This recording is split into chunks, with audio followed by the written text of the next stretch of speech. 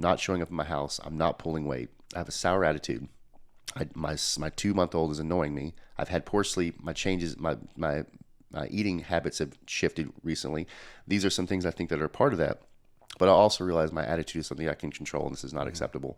So I just put a bug out that anyone wants to come over and help me shift my attitude. I've got 12-ounce gloves, and I'll put my hands behind my back, and you guys just give it to me until you think I've had enough. Now, I'm partially saddened that no one showed up for that, but there was some dialogue created from it. But I was open to it. The awareness of my attitude was really poor. The husband I was being was way subpar. The father I was being was unacceptable. That I was able to be aware of that, be conscious of it, take stock of the moment, and then make a decision to change and own my attitude and put some action behind that so I can show up the way that I know I historically show up. That's good. So I put the buzz out. I made the decision. I went back in the kitchen, apologized to my wife for being a fart. She said, thank you for that. I also thanked her for being graceful, because she could have mirrored back to me my own attitude, and that would have gone south quickly, and she didn't. So I thanked her for her grace. I also let her know I reached out to this group of 20 guys in transparency and authenticity, and that they were helping me shift my attitude as well. And from that moment, which was about 25 to 30 minutes from start to finish, I was able to integrate things, move past it. My attitude completely shifted, and the rest of the night was normal. But there was an opportunity for our relationship to take a left-hand turn, which would have gone south, or to choose what I did and continue on with the great relationship that we have. I'm grateful that I have the tools in my toolbox to go through those things and integrate those things. So that was my story from last night, and it did not feel good. I love it, though. It's beautiful, because what you guys just heard Josh walk through is he had awareness, then he created accountability with the group of guys, and then took massive action to shift his state. And so awareness, accountability, action, that is a formula for success in any domain.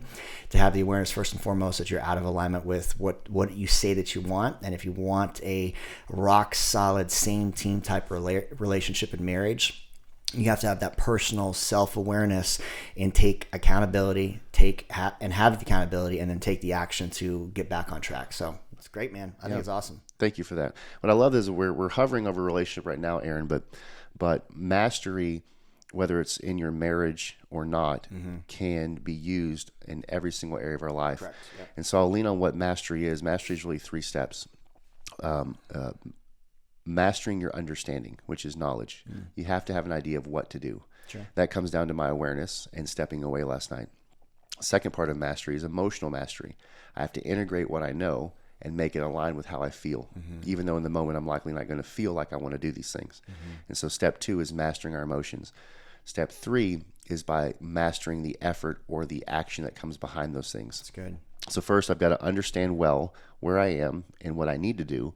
I have to get hold, take stock, and understand my emotions, which are likely sabotaging how I'm showing up, and master those.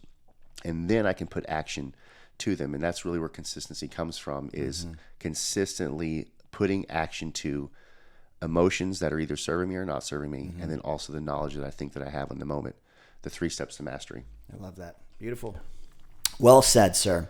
All right, so let's dive in on the context of that story, because we'll add to it and really break down how to have marriage mastered, relationship mastery.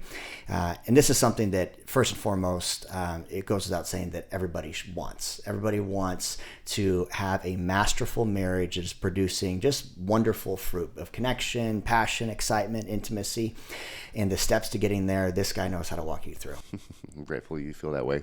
So the first thing I want to land on is our overarching message today for you to take away is consistency.